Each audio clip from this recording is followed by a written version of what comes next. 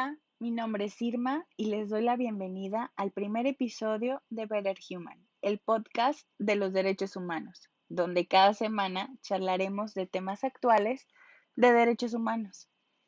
Cada uno de nosotros hemos escuchado en algún momento sobre los derechos humanos, pero ¿sabemos qué son y para qué son?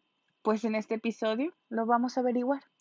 Los derechos humanos son derechos inherentes a todas las personas, sin distinción alguna de nacionalidad, lugar de residencia, sexo, género, origen nacional o étnico, color, religión, lengua o cualquier otra condición. Lo que significa que todas las personas tenemos los mismos derechos sin discriminación alguna. Y tienen una serie de características. Por ejemplo, son universales e inalienables, es decir, que en todas partes del mundo todas las personas tienen derecho a ellos. Nadie puede renunciar de manera voluntaria a sus derechos y nadie puede arrebatárselos a otra persona. Son indivisibles porque ya sean civiles, políticos, económicos, sociales o culturales, son inherentes a la dignidad de todas las personas. Por consiguiente, todos comparten la misma condición como derechos. No hay derechos pequeños o derechos grandes. No hay jerarquías en los derechos humanos. Son interdependientes e interrelacionados. O sea que el cumplimiento de un derecho a menudo depende total o parcialmente del cumplimiento de otros derechos. Por ejemplo, el ejercicio efectivo del derecho a la salud puede depender del ejercicio efectivo del derecho a la educación o a la información. Además de estas características, tienen una serie de principios o de enfoques transversales como el de igualdad y no discriminación, de participación e inclusión y de rendición de cuentas. Pero, ¿cómo nacen o por qué fueron necesarios y dónde los podemos encontrar? Después de las atrocidades cometidas durante la Segunda Guerra Mundial, es que nace el concepto y la Declaración de los Derechos Humanos, un documento que marca un hito en la historia.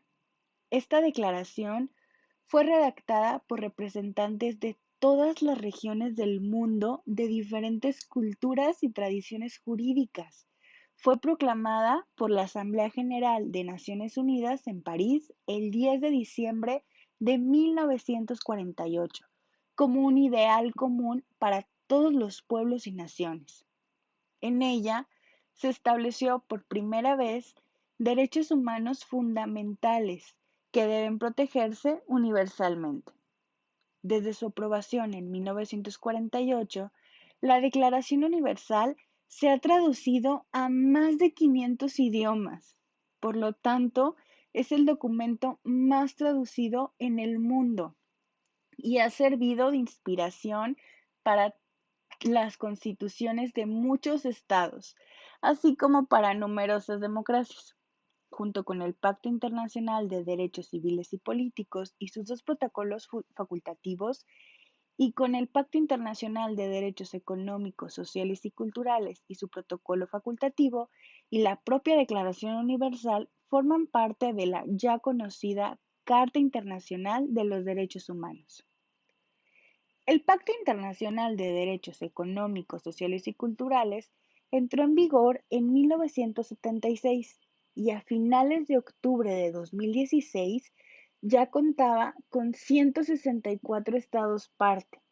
Entre los derechos humanos que este pacto busca promover y proteger se encuentran el derecho a trabajar en condiciones justas y favorables, el derecho a la protección social, a un nivel de vida adecuado y al disfrute del más alto nivel posible de salud física y mental.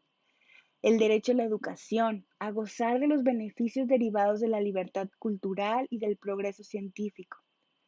Por otro lado, el Pacto Internacional de Derechos Civiles y Políticos y su primer protocolo facultativo entraron en vigor en 1976.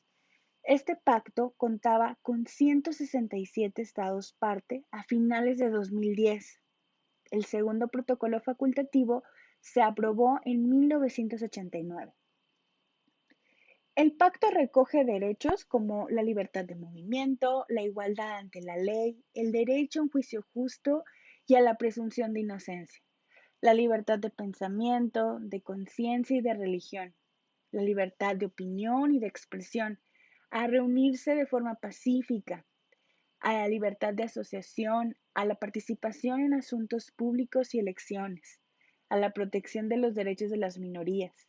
Asimismo, prohíbe la privación de la vida, la tortura, las penas o los tratos crueles o degradantes. Prohíbe la esclavitud y el trabajo forzoso, la detención o la prisión arbitraria, las injerencias arbitrarias en la vida privada, la propaganda en favor de la guerra, la discriminación y la apología del odio racial o religioso. Sin embargo, el mundo evoluciona, cambia, es sumamente dinámico. Por lo tanto, resulta necesario que la protección a los derechos humanos sea más amplia. Es por ello que existen una serie de tratados de derechos humanos y otros instrumentos adoptados desde 1945.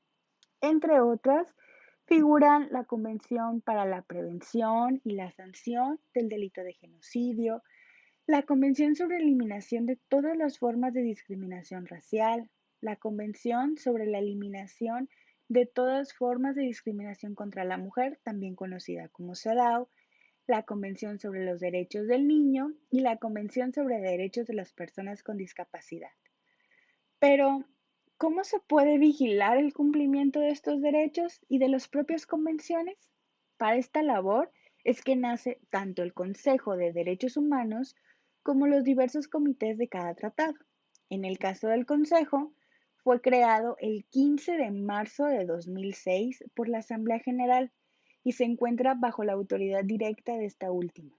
Sustituyó a la Comisión de Derechos Humanos de Naciones Unidas, que estuvo en funcionamiento por aproximadamente 60 años como órgano intergubernamental responsable de los derechos humanos. Este consejo está formado por 47 representantes de estados y es el encargado de fortalecer la promoción y protección de los derechos humanos en todo el mundo para hacer frente a situaciones de violaciones a derechos humanos y formular recomendaciones sobre ellos, entre lo que también se incluye la respuesta a situaciones de emergencia en la materia. El aspecto más innovador del Consejo es sin duda alguna el examen periódico universal. Este mecanismo único requiere el examen de la situación de los derechos humanos en los 193 Estados miembros de las Naciones Unidas cada 4 años. Se trata de un proceso de cooperación dirigido por los estados con el auspicio del Consejo, que ofrece a cada uno de ellos la oportunidad de declarar qué medidas han adoptado y qué retos se han planteado para mejorar la situación de los derechos humanos en su país, así como para cumplir con sus obligaciones a nivel internacional. El examen periódico universal está diseñado para asegurar la universalidad y la igualdad de trato para todos los países. Otra figura trascendental es sin duda alguna la Alta Comisionada de Naciones Unidas para Derechos Humanos, o también la Oficina del Alto Comisionado de Naciones Unidas para Derechos Humanos, la cual es la principal entidad de Naciones Unidas en derechos humanos. Representa el compromiso del mundo para la promoción y protección del conjunto total de derechos humanos y libertades establecidos en la Declaración Universal. Dentro de sus funciones están promocionar y proteger todos los derechos humanos, ayudar a empoderar a las personas, ayudar a los gobiernos y formular una perspectiva de derechos humanos en todos los programas de Naciones Unidas. Pero, ¿por qué decíamos la alta comisionada? Pues porque es una mujer quien está al frente en la actualidad, Michelle Bachelet. Los derechos humanos son un tema transversal en todas las políticas y los programas de la ONU, en los ámbitos clave sobre desarrollo, asistencia humanitaria, paz y seguridad, así como en asuntos económicos y sociales. Por ello, prácticamente todo órgano de la ONU y organismo especializado se ve envuelto de alguna forma en la protección de los derechos humanos. Algunos ejemplos de ello son el derecho al desarrollo, que es la base de los Objetivos de Desarrollo Sostenible, el derecho a la alimentación, defendido por la Organización de las Naciones Unidas para la Alimentación y la Agricultura, los derechos laborales, defendidos y protegidos por la Organización Internacional del Trabajo, la igualdad de género proclamada por ONU Mujeres, los derechos de niñas, niños y adolescentes, de pueblos indígenas y de personas con discapacidad. El Día de los Derechos Humanos se celebra cada año el 10 de diciembre y se realizan múltiples actividades en el mundo para conmemorar esta fecha. Recordemos que todas las personas somos iguales en dignidad y en derecho. Tenemos el mismo valor. No somos más o menos que otros. Seamos empáticos con quien está enfrente. Y así llegamos al final de nuestro primer episodio. Y recuerden seguirnos en Facebook e Instagram como @betterhuman01 y escucharnos en tu plataforma favorita. Te esperamos en nuestro próximo episodio. Y recuerda, be always a better human.